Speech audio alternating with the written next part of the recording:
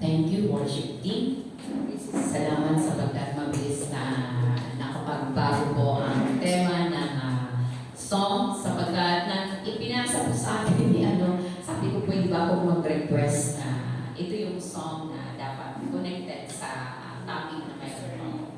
Anyway, salamat sa Panginoon sa inyong pong prayers. Nakabalik po kami ng ayos at mapayapa. Bagamat sa first day po ng aming training po doon, siguro around 2 p.m. na salamat dahil waray po ako ng time na yon na naandun po kami. Naintindihan ko po dahil nagtuturo po ako, hindi ko maintindihan na nagkakaroon ng commotion. Linog-linog, busy-busy pa ako na nagtuturo. Pero but since ang Panginoon ay nag-take control, malakas 6.1 ang tumama sa Samar at napalang mabuti nilang at mabilis lang, seconds lang ang nangyari. Kaya ang unang pinignan agad ng kanilang nila Pastor Levy yung mga foundation ng pero salamat sa Diyos sa kanyang masaganang pag-iingat. To God be all the glory.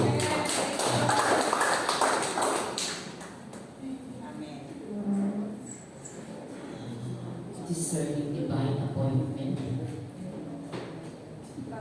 Okay, sige. So my topic today is about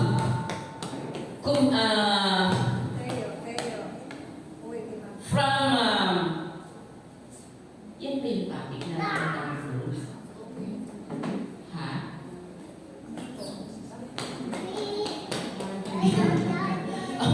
So ang topic ko today pwede ako makilay ng favor.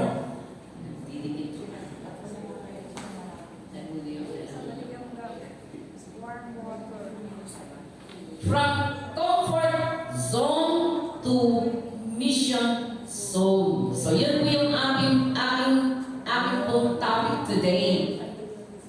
So pa-check po ako kung tama po. For a full year, ito po yung ating pong tinatalakay ngayon. It's all about mission. At alam po natin kung gaano po ka-importante sa loob ng iglesia, sa loob po ng church, na ang tanging bumubuhay kung bakit po ang church nananatili at laging nakatayo mula po sa kalangitan kung ating pong babalikan yung first na naging topic ko po noon, the heartbeat of heaven. So alam po natin na ang tibok o tibukin ng puso ng kalangitan ay wala pong iba kundi po maghanap ng kaluluwa. So yun po yung dahilan. At alam din po natin, maliwanag po sa atin, sa ating pong puso at kaisipan, tama po ba? Yun po ba ang ating pong na-download? Ito po yung from comfort zone to mission. So yan po yung ating pong topic today. So medyo maganda po tayo ng konti. At ang ating pong text, thank you. Ang text po natin ay ating pong matatagpuan sa Acts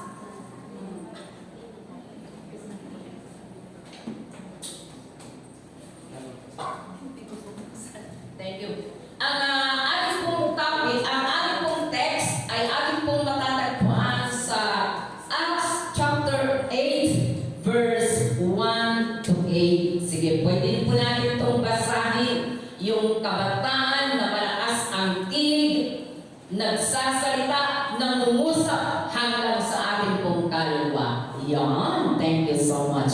So, sige, sa isang kabataan, maaari po ba natin basahin ang ating text?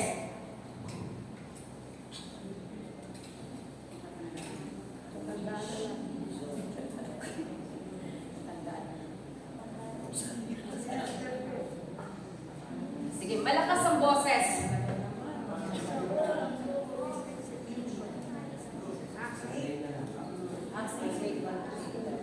Okay, sige po. Hanggang 7, pinakaano po niya. O 8 na lang.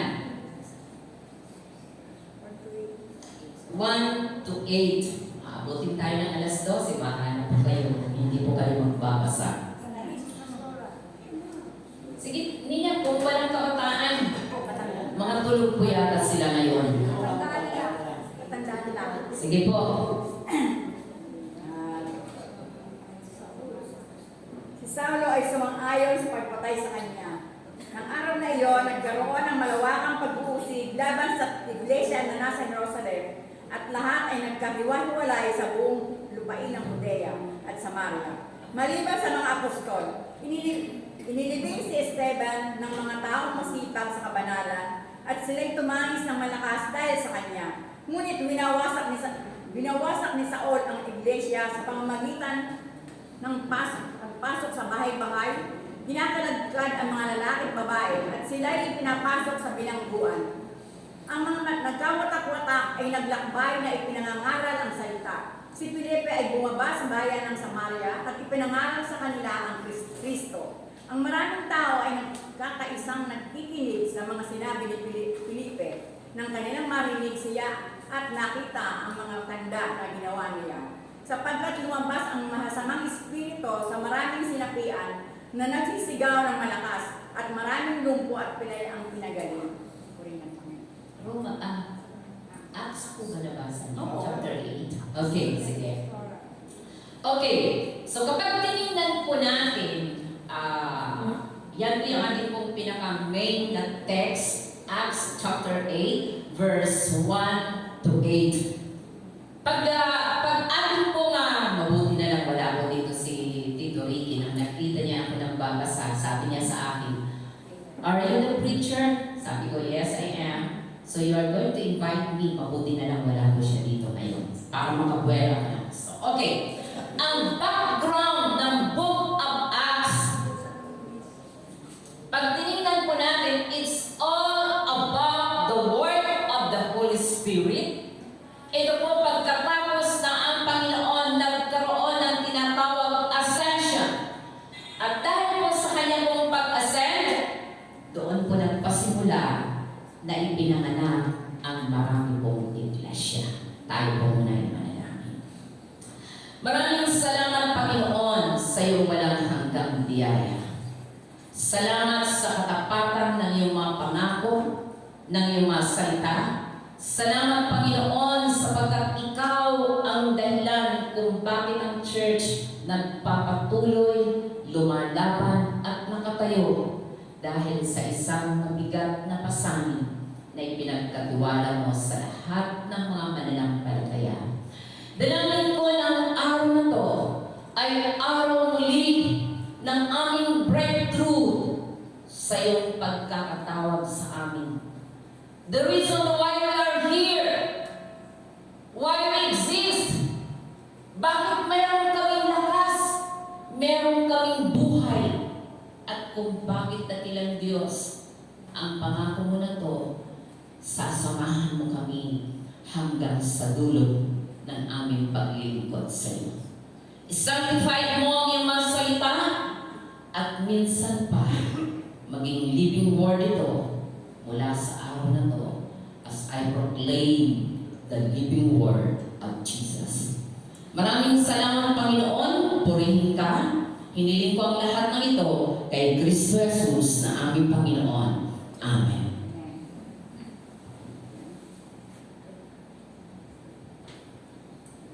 Okay.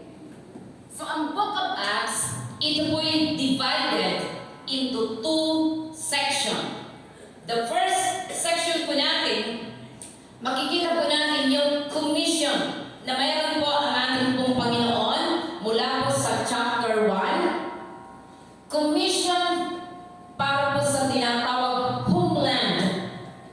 So, alam po natin po yan, di po ba sa Acts chapter 1 verse 8 na tinawag po ang mga disciples sa isang commission. At ang commission na to, maliwanag po doon sa book chapter 1, sabi niya, "You will be my witness in Jerusalem, Judea, Samaria, and unto the uttermost part of the earth."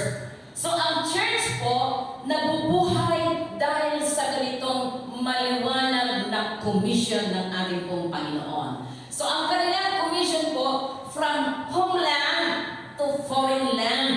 So maliwanag po yun. From homeland to foreign land. From comfort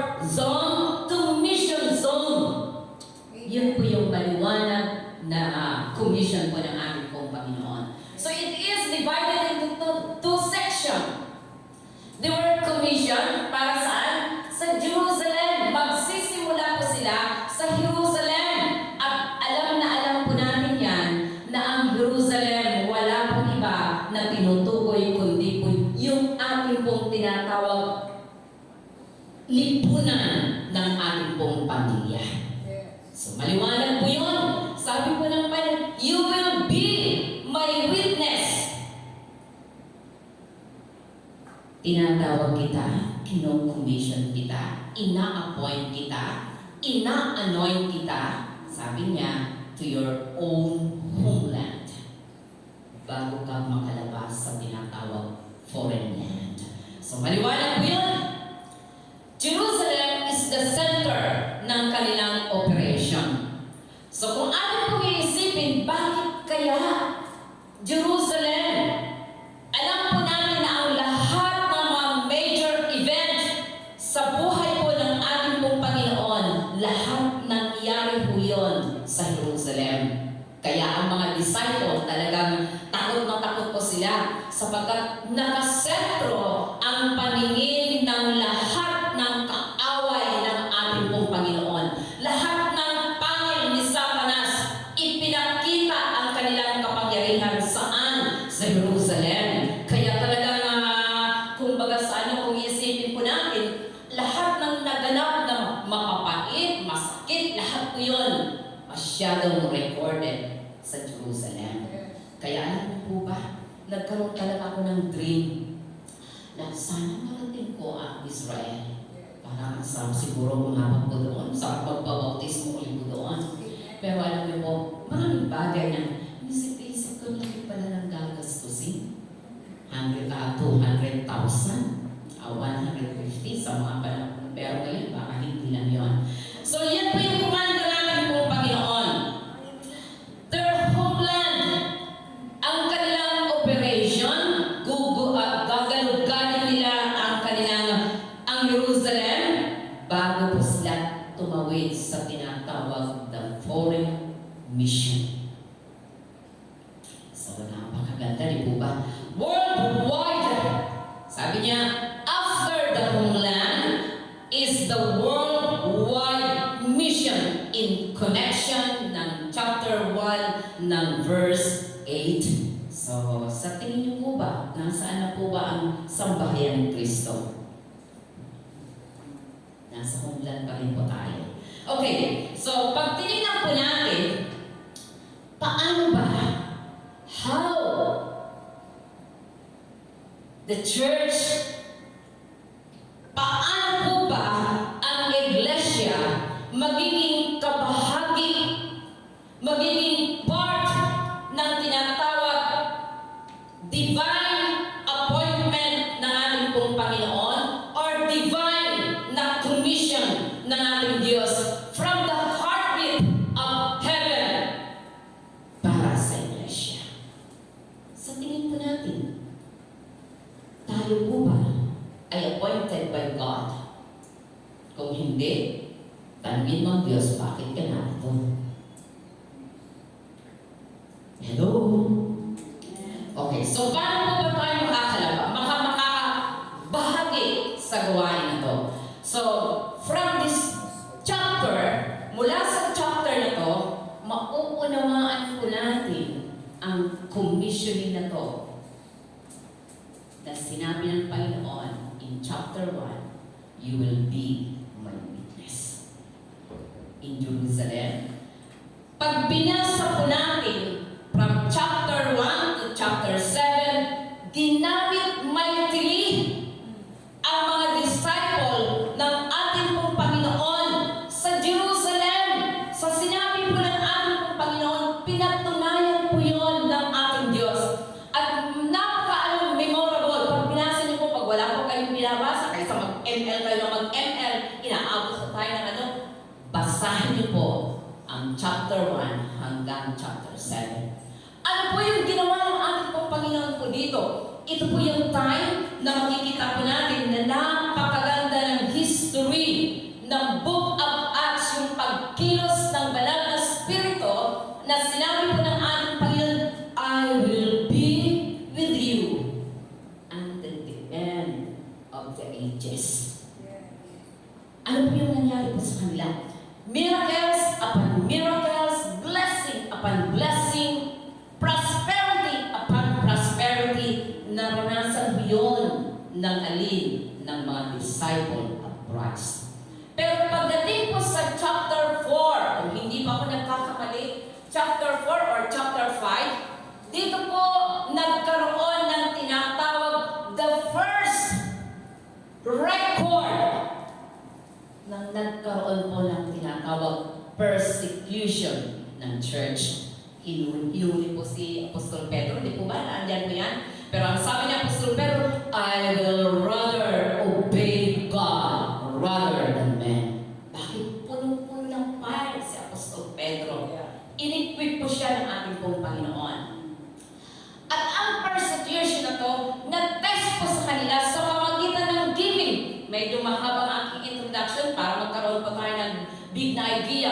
Pagdating po ng chapter 7, makikita po natin na 5 or 6, basta from that chapter, nagkaroon po ng problem ang Jerusalem, ang mga mananampalataya, kung kaya sinubok ang kanilang giving hanggang saan kaya nilang magbigay para sumunod sa tinatawag divine appointment ng ating pong Panginoon. Alam po natin po yun, di po ba? Lahat ng kanilang ari-arian, lahat ng kanilang tinatangkilik, lahat ng meron po sila, ibinigay nila lahat saan? Sa mga namumuno ng iglesia ng ating pong Panginoon, sa mga disciples of Christ. Pero may mga ilan, nagtago sila ng kanilang, nila kayang bigay ang the best nila para sa Panginoon. Pero napatuloy ang gawain ng ating Diyos. In chapter 8, 6 from that, sa mga chapter pa rin po ito, makikita po natin, hindi po sila iniwan ng ating pong Panginoon. Nagpatuloy ang gawain. So, learn from this chapter, mula sa chapter 8, ano po ba ang naging dahilan para ang disciple, yung church, nagkaroon ng tinatawag from comfort zone to mission zone. Okay, tingnan po natin. In chapter 8, sabi ko rin, and Saul was there, giving approval to his death. So, eto na. Sinusubok na ngayon ang iglesia. Sino kaya ang kayang sumunod sa Panginoon? At ang pagsubok na to, sabi po niya, in our first na main division from comfort zone to mission zone in verse 1 and 4. Sabi ko dyan, and so was there giving approval to his death. Verse 4. Those who had been scattered preached the word wherever they went. Pag tinignan po natin 1 to 4, meron ng daladalang approval. Papatayin ang lahat ng mananampalataya na mag-preach about Jesus. So ano pang from comfort zone to mission zone? Pressure. Push the church. Sige, point number 1. Ayun. It pushes the church nang nagkaroon po ng banta na ang lahat ng magsasalita tungkol kay Kristo, lahat ng magbabahagi tungkol sa Panginoon, nagalugad na po ang buong Jerusalem. Alam niyo po ba na mula sa story na to, dito pinatay si James, the brother of John. Bakit? Sa kanyang paninindigan. Sabi po dyan, great persecution broke out and all except the apostles were scattered. Tingnan nyo. Mula sa isang comfort na kanyang inalalagyan, na scattered ang lahat ng mga mananampalataya. Magbibigay po ako na ano. The disciple received a divine appointment by God to be a witness of Jesus. So nagbigay ng divine appointment ang ating pong Panginoon. Maliwanag po yun sa kanila. were filled by the Holy Spirit. Maliwanag po yun sa kanila. They were equipped by God. First big persecution arise sa early church. So, nagkaroon ng kaguluhan. Hinuli si Peter, ikinulong, namatay si James. So, nagkaroon ng isang batas. Walang magsasalita sa pangalan ni Kristo. So, nag-scatter ngayon. Nagkalat ang mga mananampalataya. Pero, ano po sinabi ko dyan?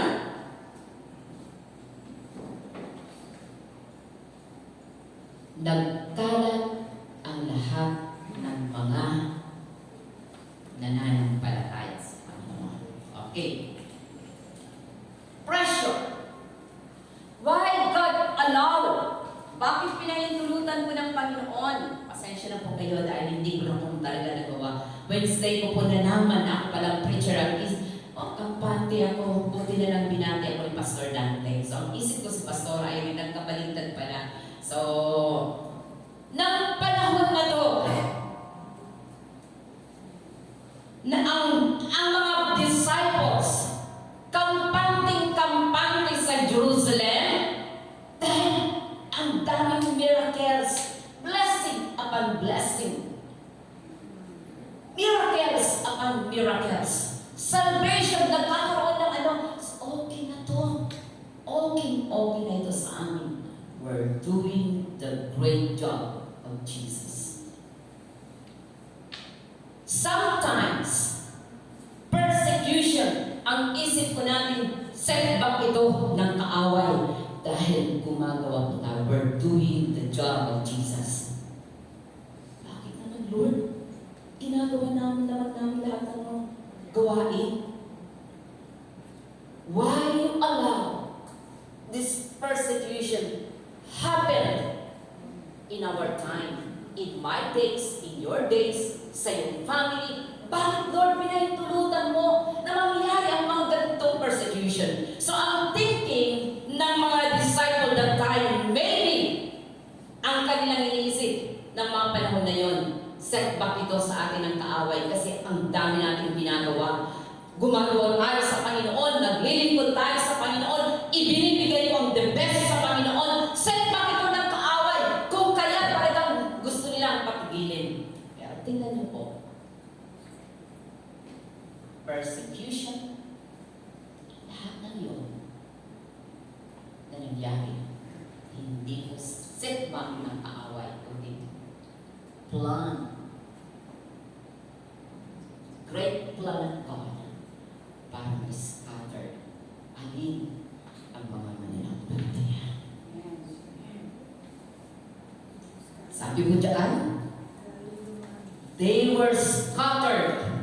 Nagkalat, napunta sa iba't ibang dako ng lugar.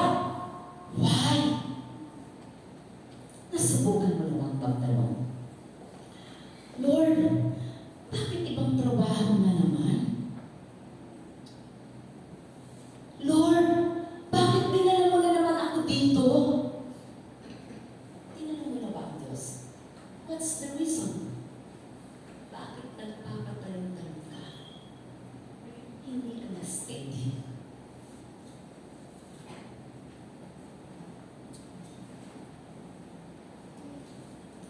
Sabi ko sa isang illustration mula sa na to, parang Colgate lamang yan. Unless napisilin mo yung laman nito, walang magiginabang na sinuman. Pisilin mo at lalabas yung tamang laman, totoong laman, para pakinabangan ng marami. Kaya sometimes, persecution allowed by God para mag-isip-isip ka, ano ba ito? Hadlang ba? O hakbang ng Panginoon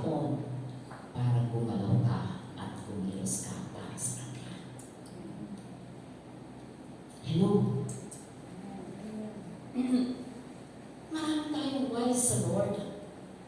Bakit? Ano ba ang sagot ng Panginoon sa'yo sa bakit na yan?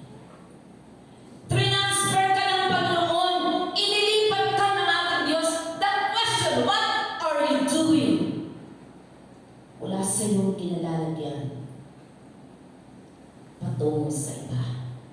Narinig ba nila ang tinig ng ating Panginoon? Wala sa iyo. Di ba pili ko itong mga Kristyano?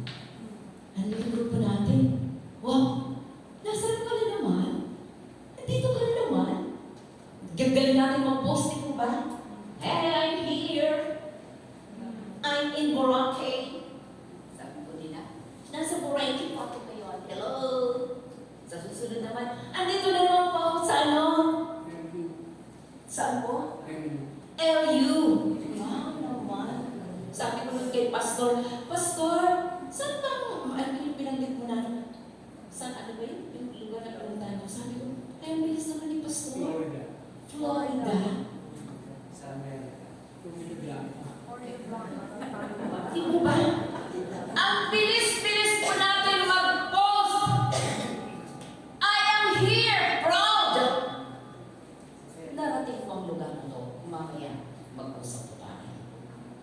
Pero ang tanong, what are you doing there? Gumastos ka ng Santa Terpa. May nabahaginan ka ba? Pressure pushes the church. The reason why the Lord allowed persecution para ma-scatter na sila at maraming mga makinig. Bakit? That's the plan of God para sa kanyang kingdom. Kaya tayo, mag-ingat-ingat ho tayo ng kapopost. Dito na naman ako sa Florida. Sorry, kasi yung nagunan mo. Sabi niya, for my family. Alam mo, may doktor naman. Mission sa family. Andito na naman ako. Walang masama ko doon.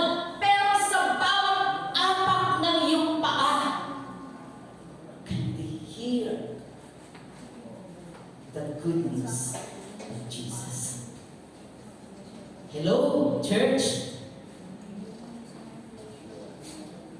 From comfort zone to mission zone. Kung meron na mag-sponsor sa inyo, dalhin nyo ako sa ano, mamaya po natin pag-usapan. Okay, so yan po yung bagay na makikita po natin. Yung pressure, hindi po lahat ng dinangyayari na pressure in your life, wag po natin lahat isisi kay Satanas. Baka ito'y hakbang, hindi po hadlang sa iyong mga pangarap. Diba? Laging niisip natin, talaga naman si Satanas, hadlang talaga ito sa buhay ko. Baka naman, hello, Becky naman. May ibang ipinaparating ang Diyos sa iyo. Mag-isip-isip po tayo. Bakit nagkakaroon ng commotion? Hindi po yung set pa ng Diyos, kundi set plan ng Panginoon sa bagong pangyayari ng buhay mo. Palakpakan po natin ang Panginoon. Siguraduhin po natin po na ang mga pressure in life na yan, hindi po kasalanan ni Satanas, kundi binabago ng Diyos ang plano ng buhay mo para ilagay ka kung ano ang nararapat na dapat mong tahakin. Amen. Amen. To God be all the glory. Okay, para hindi po tayo magtagal. So, tingnan po natin. Kaya kinakailangan kang pisilin ng Diyos. Maramdaman mo, walang-wala ka ng laman. Parang paglabas mo, meron po pala akong testimony sa inyo sa lahat. Before po kami umuwi ng summer, na-scam po ang aking buong GCash. Number ko po, number ni Alejandro. Naghahanap ako para may magamit ako dahil ang tuwing uwi ako sa amin, ayaw ko umuwi na wala Dahil may kapatid po ako na pag humingi sa akin, hindi mo naman ako ng ganito. So gusto ko iparamdam sa kanila. Ever since, ganun pa ako, gusto ko mayroong maano na hindi po ako pinapabayaan ng Panginoon sa paglilingkod ko. My God, talaga naman. Sinaid ang lahat ng laman ng Gcash ko. Kulang-kulang 30,000. Ang hirap lulukin, di ba, Pastor? Hirap namin ng 30 Gcash, 20 pesos. Ano? Pero alam niyo po, nag-struck sa amin ang word ni Heidi. Sabi niya, I think si Heidi yata sabi niya, sinusubukan ka lang ng Panginoon para pag uwi, kaya mo pa rin umuwi kahit wala ka. Pero napakabuti ng Diyos. Salamat sa church. Wala kami nabili na pasalubong sa council. Nag-uusap na kami nila, ibili natin ang pasalubong. Pero wala po kami naging panahon. Dahil Monday, akala ko yun, hanggang 12 po kami doon, So mabuti na lang hindi po kami nahuli. Kasi di ba hanggang 12, pag nakalagay, alam po yung hanggang 12. Ang alam ko po hanggang 12 po kami, para Monday, makakapambili kami. May ganang tinignan ko yung tiyan. Hala, sabay-sabay din pala kami nito nilapitan.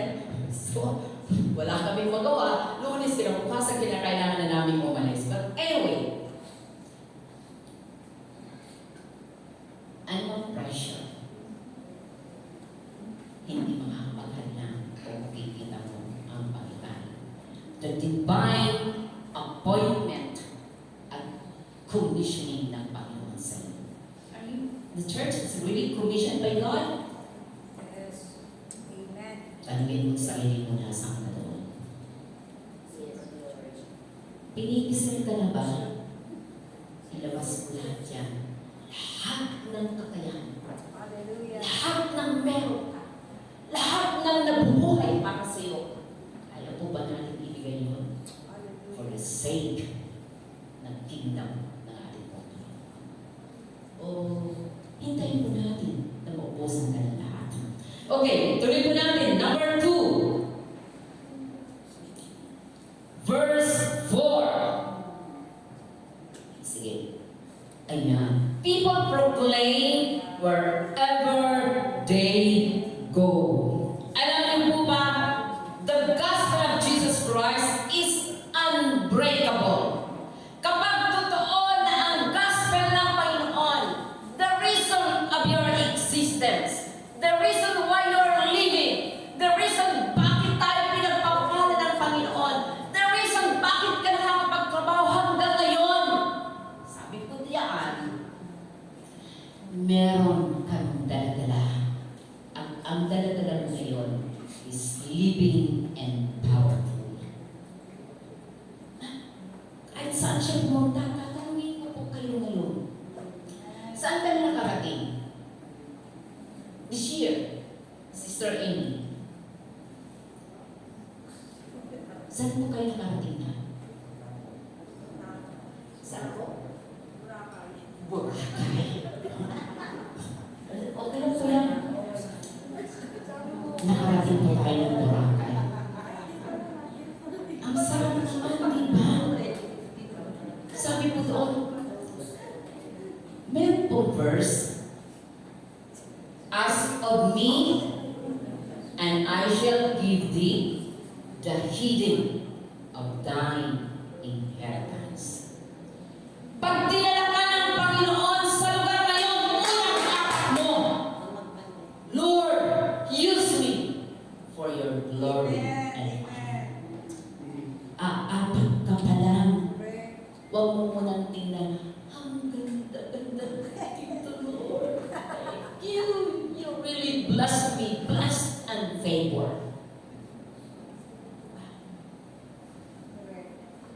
But the disciples, from comfort zone to mission zone, kahit sila dalhin, saan dalhin ang kanilang mga papa, ang muna nilang dala-dala, the gospel of Jesus Christ. Sino pong gusto mamasyal? Sama niyo po ako. Libre niyo po ako sa pamasahe. Alam niyo po ba, kahapon, may nag-invite po sa amin somewhere in Mindoro. Marinduque. Marinduque. Tinanong ko kagad, magkano ang pamasahe? Back and forth, 4,000 pesos. Di ba, Bert, narinig mo yun? 4,000 pesos. Ang invitation po niya, magkaroon ng mag-evangelize sa lugar nila at sinong mag-sponsor for one person only, 4,000 pesos. Sabi ni Bernard, what is money? Paper only. God bless.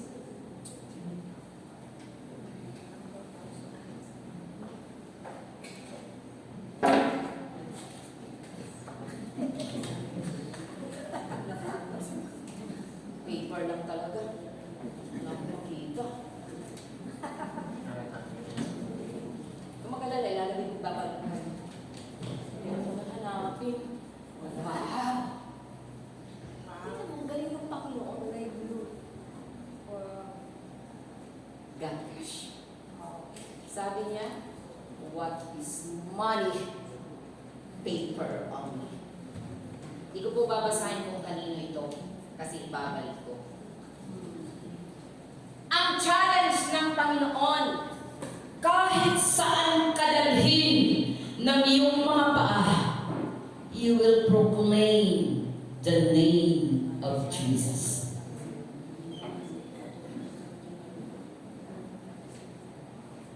Tagal mo na itong hinihingi sa Panginoon. Dahil mo, Lord, ang bulong.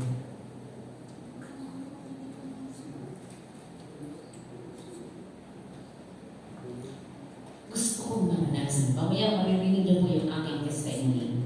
While I'm praying, nagkaroon pa ako ng evaluation. Sabi niya, kahit saan mo dalhin, I preach the name of Jesus. Bago ako umapak ng Boracay. Bahin natin yung term para medyo ano naman, Boroan. Hindi na Boro. Ako naman, Boracay. Okay.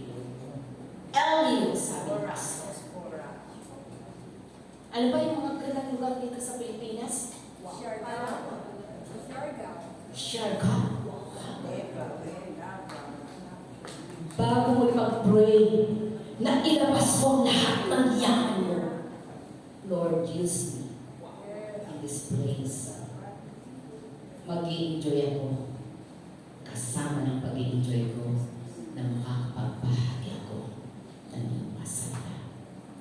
Ito po ba ang prayer post po natin? Kung wala, manatili ka lang sa bahay mo, hindi mo pagkakagastos ang pera mo. Hello! Sama po ba kayo? Tita.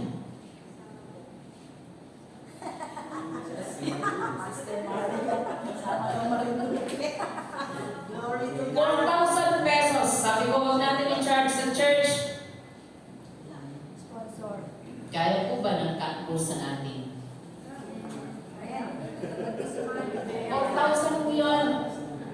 Pamasahe pa lang po, back and forth, just to proclaim the name of Jesus sa Marinduque. Okay. So, hamunan kami ngayon. Hello, Teacher Annie.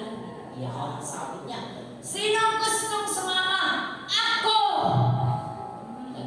Hahanapin kita that day pagtuloy ka.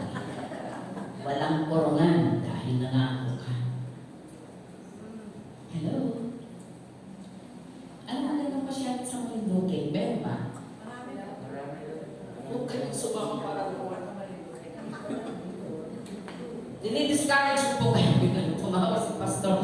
Huwag po kayong sumama para doon sa pasyalan. Pero pwede ko kayong ipasyal pagkatapos ng gawain. Maglabas ka muna ng 4,000 mo. Amen. Yan, meron na tayo ba? Nakikiusap ko siya umiyak-iyak. Walang nagdadala ng mabuting balita sa kanya. Pang pagkakataon na ito ng sambayan ng Kristo. Hallelujah. So, unbreakable chain of the gospel because of Because it's living and powerful. So, ngayon, kahiya na tuloy kayo mag-post ngayon. Naku, baka makita ko ng pastor. Okay lang po yun. Ang gusto kong ipakita sa inyo, paglapag mo. Let your purpose, Lord, be done in my life. Wala pong masama. Pag inimbita ako ni Nanay Joy papuntang Bicol, sasama po ako. Bakit? From comfort zone to mission zone. Sige, tuloy po tayo. Sabi mo dyan, illustration po. Hinanap ko ba ito kasi hindi ko masyadong kilala itong dandelion plant. Alam niyo po ba ito? Yung flower na to, napakalipis po niya. Pag pinagyo ko yun, o tinamaan ng malakas na hangin, na-scattered ko yun kung saan-saan. Ang feeling mo, nagkahiwalay na sila at wala nang kagandahan na magaganap. Pero dahil dala-dala ng dandelion plant na to, ang buhay na sila, pag inilagpak ko yun, mabubuhay. Akala mo wala kang magagawa.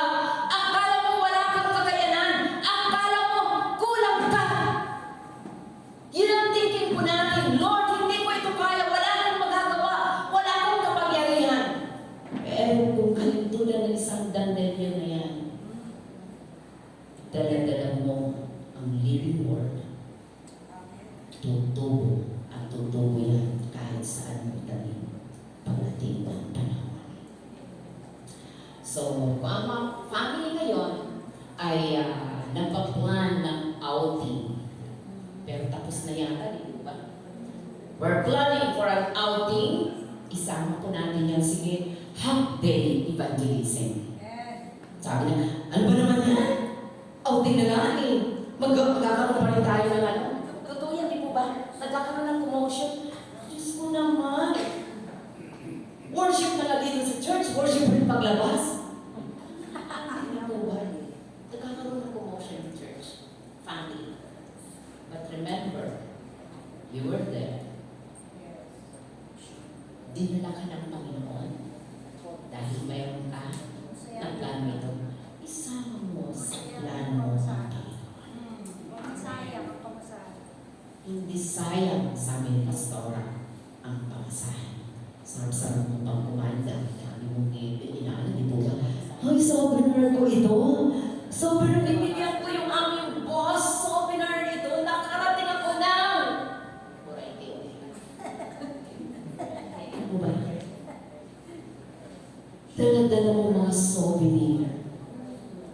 Just to prove that you were there before. Ang sarap siguro, ano, na pagdating mo doon, Lord, may souvenir ako. Ang souvenir ko isang kaluluwa para sa iyo. Pwede po ba yun? From comfort zone to mission zone.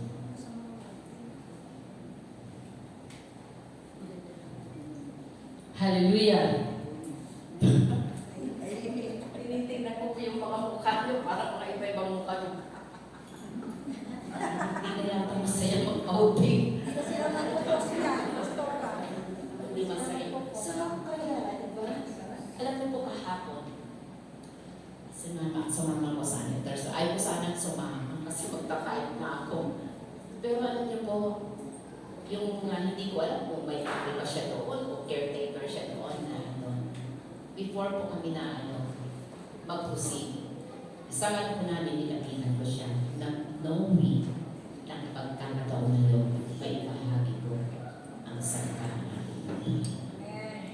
Church, siguro ito yung maging natin, maging heartbeat ng ating pong puso, na kahit saan ka pumunta, dala-dala mo ang living word na yan that will testify the goodness of our Lord Jesus Christ. Pakabuti ng Panginoon, dinala niya ako dito. Huwag naman sa Borete na naman, Lord. Sa ibang lugar naman. Diba?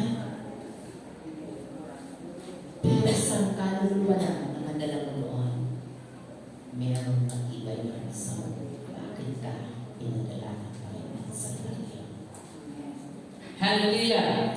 Okay, so yan po yung ano. Kahit saan po tayo pumunta, may dala-dala po tayo. At ang dala-dala mo, hindi lang ang pera mo. Hindi lang yung mga picture mo. Hindi lang yung ganda ng lugar na yan.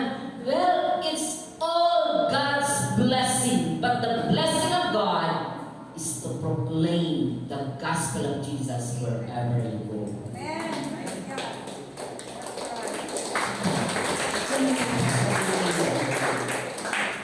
So, tatlo naman po yung ating pointers. Malapahaba na yata ako. Anyway, nandun pa na. Mga tayo magtatapos. 11. Okay, bigyan niyo po ako ng time. Okay.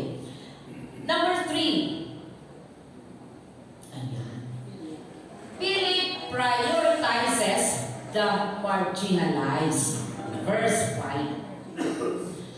Si Philip po, after ng persecution, after po ng lahat ng kanilang naranasan, mula po sa pagtinignan po natin, anong sinabi po dyan? He prioritizes alin? Marginalized. Na ibig pong sabihin, the place that is overlooked by somebody.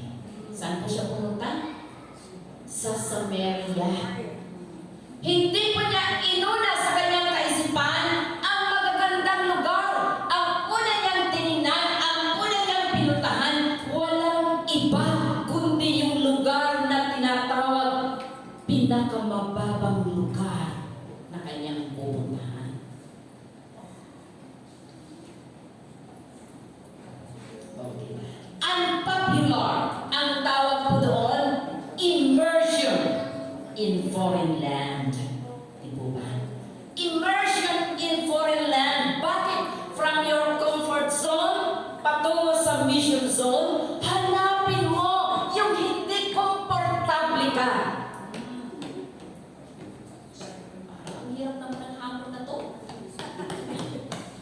Lord, ano kaya ang Samaria sa lugar namin? Will you please paano po muna ng baka? Ano kaya mga Samaria ang meron po tayo sa buhay po natin? Okay, ano yung pinapakita po dito? Sa isang mananampalataya, sa isang church, masarap po pumunta kapag dala-dala ko po, alam niyo po ba kapag may pupuntahan po tayo. Ang una po natin nakalista, ano ba ang pinakamaganda na pasyalan dito sa ano? Except sa Boracay. Ano pong susunod? Sino yan? Bohol. Wow. Yung chocolate. Chocolate hills.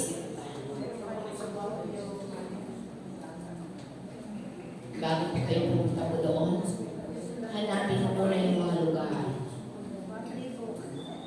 Tribo.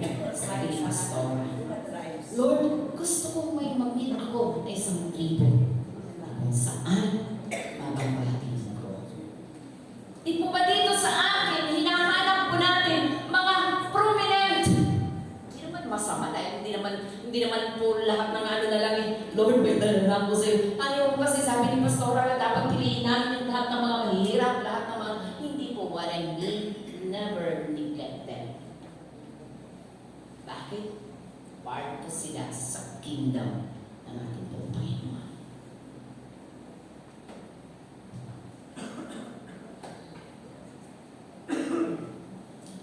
Tatanungin ko po kayo ngayon. So dito ha, from the church, may kakilala po ba kayo na sa tingin mo Samaria in your life? Sige, sino matapang na pwede sumagot? Yayaman naman ng SNK. Okay lang po yan. Parang po tayo. Meron po ba kayong alam na Samaria in your life? Na sa tingin mo, priority mo ito na dapat mong pagdalaman. Okay, hindi pa ako magpapakano dito. May share po ako sa inyo. Sayang hindi po ito na hindi talaga ako nagkaroon ng time. Nagkaroon po ako ng pag-review Nakakilala po ako sa Panginoon, running to 20 years old, at ngayon po ako po ay 65, running to 66. So na ako po ay nag-prepare po nito, binalikan ko ang lahat ng mga mission exposure ko po sa Panginoon. At nakita ko po, dito po sa bansang Pilipinas, ang dami na po pala nating ilang region po tayo meron. Sige, sa mga kabataan, baka mali ang aking na-research. Ilang region ang meron ang bansang Pilipinas? Kanina po talaga dito nagtataka sa mga kabataan na ito. Ilang region ang meron ang bansang Pilipinas? 18. So, meron pong 8 sa Luzon. Tama ba? 6. Tama ba? 6 at saka 3 sa Warsaw. Divided po yan. So, 8, 6, 14 plus 3. 17, 18 sabi ko na. Sa bawat region na to, I thank God. Binuhay ako ng Panginoon. Hanggang ngayon, 65 na po ako. And my prayers sa Panginoon, Lord, babaguhin ko ng aking panalangin sa iyo every 10 years. Sabi ko nga sa inyo, nagkaroon ng changes ang aking pong panalangin. Nang dumating ako ng 60, hinihintay ko na lang 61, 62, 63, 64, 65. Pero alam niyo po, nagkaroon ako ng panibagong inspiration. Mula nang binasa ko po ang region na mayroon po ang bansang Pilipinas. Okay, first region 1, Ilocos region. Narating ko po ito sa panahon ng aking pong misyon. San Fernando, Pangasinan. Ito po yung tinatawag na central part. Tama ba ito? So, nagmamadali mo ako ng ano na to. Ipinagmamalaki ko una sa Panginoon. I was able to reach that place, hindi po para mamasyal, para ibahagi ang Word of God ng ating pong Panginoon. Nag-spend pa ako ng time ng aking kabataan, almost 6 to 8 years sa lugar na to, San Fernando, La Union. Ilang buwan po ako doon, pero ipinaranas ng Diyos sa akin maghihalubilo sa mga taong. Alam niyo po ba, dinala kami sa 4 point. Di ba alam niyo po ito? Hello, Sir Kitalin, nariyan ka pala. Dinala po ako ng 4 point na ang karamihan po ng mga tao po doon ay mga prosti.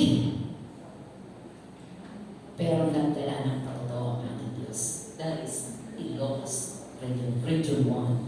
Region 2, Cagayan Valley. Narating ko po ang Tubigaraw, Nueva Vizcaya, Gataran. Ito po yung mga lugar, hindi ko man nagdalugan yung buong Cagayan Valley. But God brought me there just to preach the gospel of Jesus Christ. Wala po akong pera ng mga panahon na yun.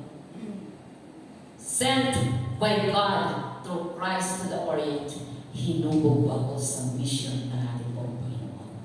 From comfort zone to mission zone, ang dami-daming naranasan na masaya at mapait na karanasan. So dito po sa Central Luzon, Region 3, Nueva Ecija, Pampanga, Tarlac, Zambales. Nakasama ko. Tama ba? Nakasama kita sa Zambales? Vizcaya. Nueva Vizcaya. Zambales, narating ko yun sa mga tita. Ilang na ano po kami doon na nag-preach po. Maghihalubilo ka na sumusuot hanggang sa kailaliman ng iyong kaluluwa. Yung amoy, tuturuan mong maligo, tuturuan mo sila sa araw-araw na buhay. Pinanghinayangan po ba yung pera mo doon? Hindi. Dahil bawat kaluluwa na magkikita kami sa heaven is my grand victory, Jesus. Hindi ko nasayang ang pera. Bakit? Isang kaluluwa means a lot sa kingdom ng Panginoon. Amen. Hayaan po, balipasahan po yung mga ano na to. Kalabang Batangas, so Laguna, Quezon, dalawang lugar ang narating ko dito because of the gospel of Jesus. Ito lamang po yun.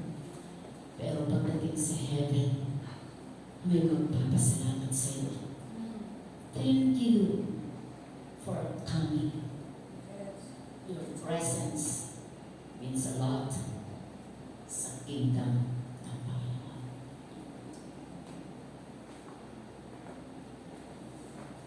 Bicol Region,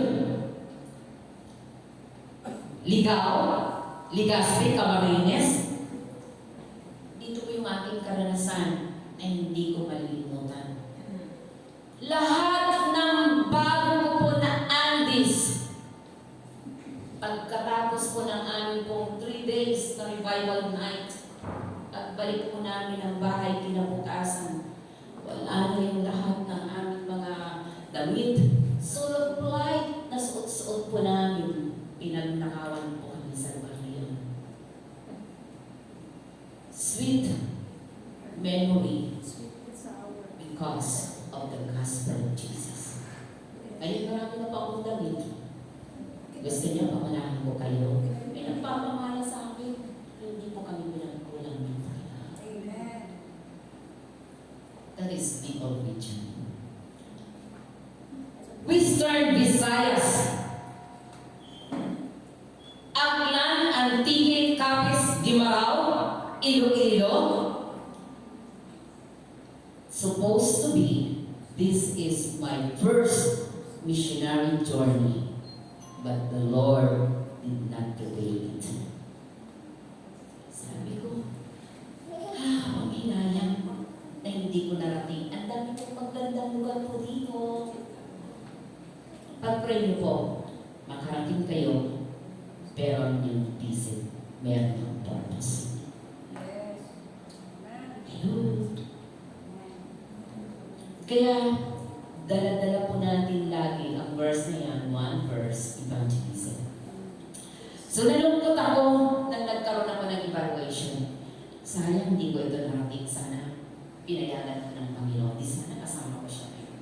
Central, Visayas, Cebu, Bohol, Negros Occidental, Lapu-Lapu, Mandaue.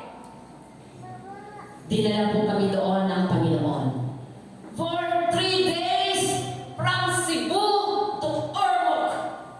Naranasan po namin walang bihis-bihis. 3 days. Narinig niyo na po ito. From Cebu City hanggang sa Ormoc, pinagsarahan po kami, nag-stay po kami ng few days, pero dahil sa Cebu, medyo nagkakaalam po kami ng ilang mga Christians.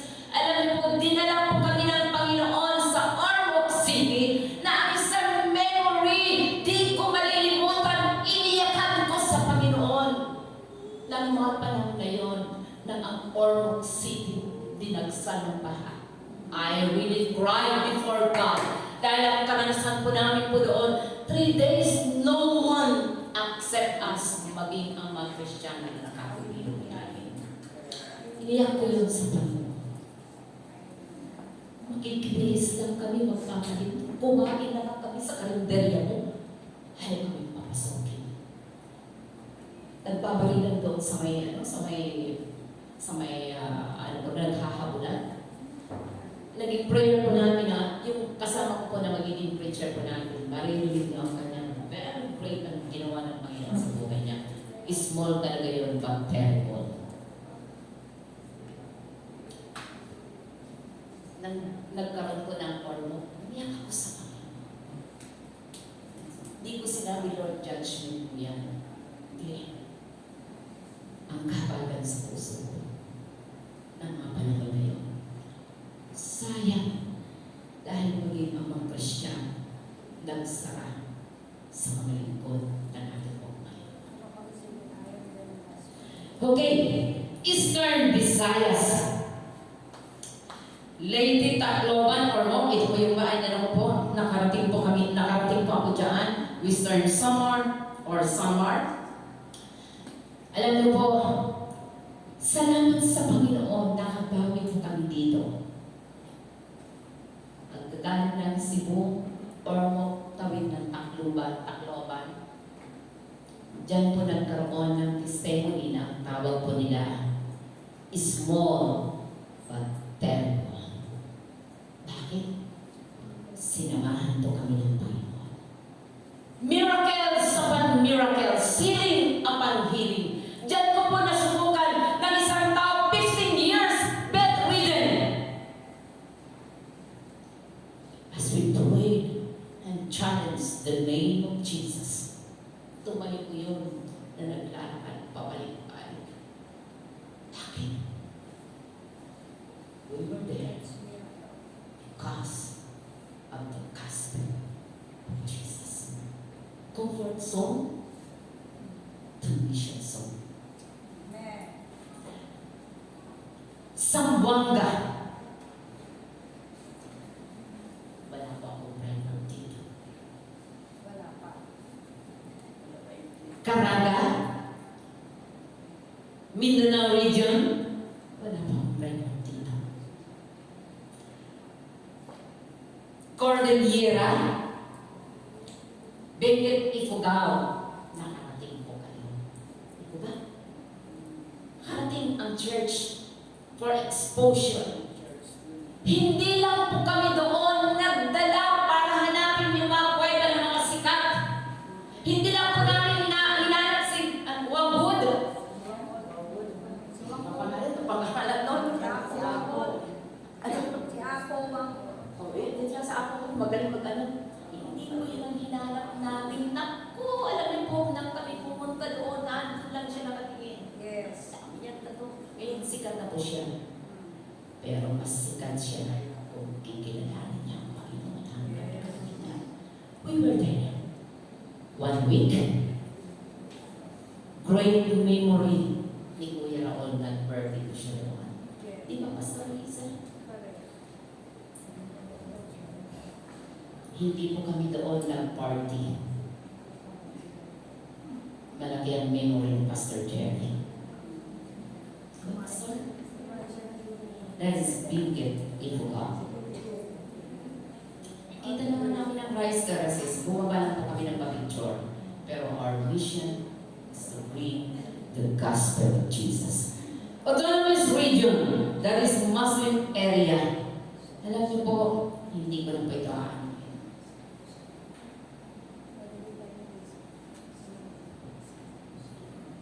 sabi ko, out of 18 na region na mayroon ng bansang Pilipinas, may ilan na lugar na hindi ko pa natin. Kaya ang prayer ko sa Panginoon nang sinabi ng Diyos, give me another year. Dahil mo ako sa makalabang na ito. If this is a place where you called marginalized place, Panginoon, overlook ng marami. Dahil mo ako doon, Panginoon. And will,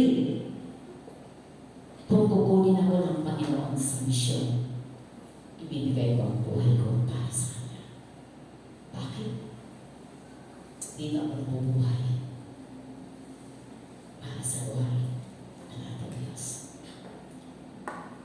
So meron po ba tayo sa Samaria, sa ating family? Meron po ba tayong Samaria na place sa ating bansa where you want?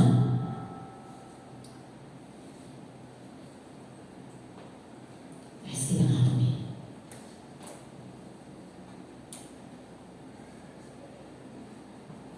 Bring your offering in mission. Bring your life in mission. Bring everything that you have in your life in mission. From comfort to mission zone.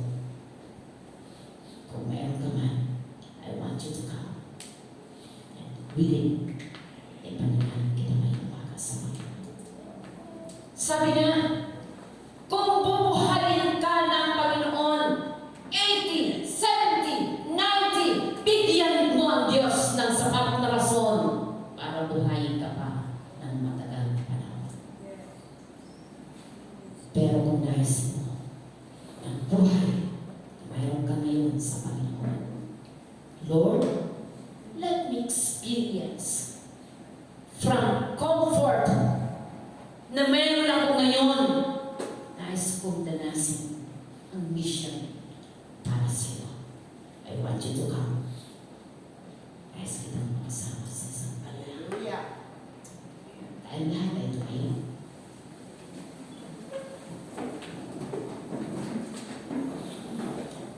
Hallelujah. Tinatawagan ko ang worship team. Awit tayo for a short song. Magtatawag po ako ngayong umaga. Nais kong impart sa inyo ang isang heartbeat na nagmumula sa Panginoon. Gamitin ka ng Panginoon sa isang amazing ways. Hindi lamang po pwede mong gamitin ang iyong pera. Marami po tayong Samaria in our lives. Na nais ng Diyos, expose ka. Marami pang mga Samaritan places where God wants you to be there. Merong pangunahin ng purpose, ng reason ng iyong existence. Maranasan mo. Dahil ako, Panginoon, haampakan ko ang lugar nito para sa iyo. I want you to come. Hindi mo ako magtatawag ng lahat. Pero kung meron kang prayers sa puso mo, use me, Lord. Samaria in my family. Samaria ng places. Samaria na kung saan nais ng Diyos. Mag-explore ka pa more. Para makita mo pa ang kanyang kapangyarihan. I want you to come.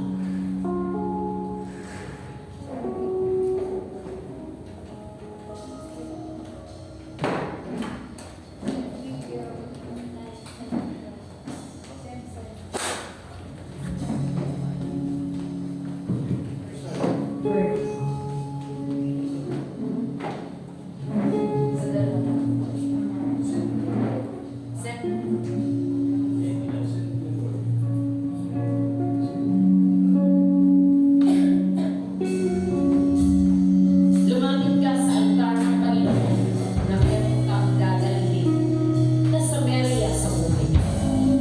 And you will never regret praying for that person because that person, that place is the heartbeat of heaven. Hallelujah.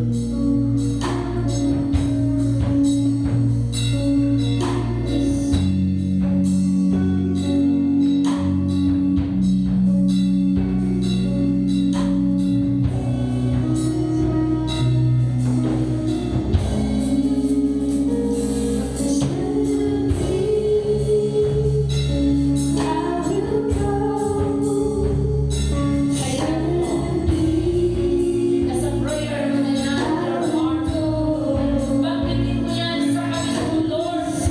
I will go, Lord. I will. Dalhin mo ako sa Samaria. Kaya sa Panginoon, nakagawa na ng Samaria so for you. Hallelujah.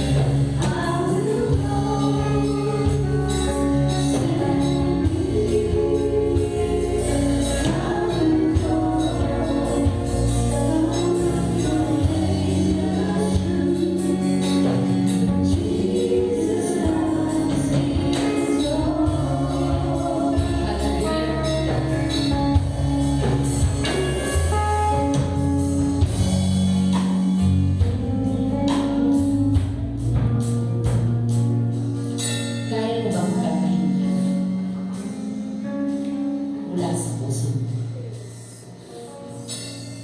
Gamitin mo ako, Mama. Send me. Bless my pocket. Para gamitin mo para sa'yo.